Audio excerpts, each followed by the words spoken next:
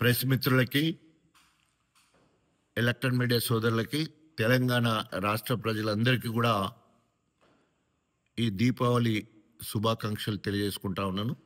ఈ దీపావళి పండుగ మీ అందరి జీవితాల్లో వెలుగులు నింపాలని కోరుకుంటూ, ఈరోజు వరంగల్ జిల్లా టాల్మెన్గా ఆయనకైనే బిరుదించుకొని నీతివంతుడని చెప్పే కడియం శ్రీహరి ఈ దీపావళికి ఒక బాంబు పేల్చాలని చూసిండు. ఆనాడు నేను ఉప ముఖ్యమంత్రిగా ఉన్నప్పుడు దాన్ని లాక్కోవడానికి కుట్రలు కుతంత్రాలు ఎన్ని చేసిండో తెలంగాణ సమాజానికి మొత్తం కూడా తెలుసు.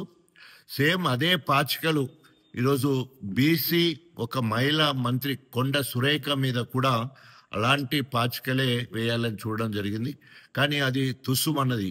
కారణం ఏంటంటే ఈరోజు జూబ్లీ హిల్స్ ఉప ఎన్నికలు ఉండడం వల్ల మరి కొండ సురేఖను ముట్టుకునే ధైర్యం ఎవరు కూడా చేయలే. ఈ మధ్యకాలంలో కొండ సురేఖ మీద ఎలాంటి కుట్రలు స్వయంగా రేవంత్ రెడ్డి గారే చేశారో, తర్వాత కొండ సురేఖ మరి ఏ రకంగా దాన్ని తిప్పికొట్టిందో మనందరూ కూడా తెలుసు.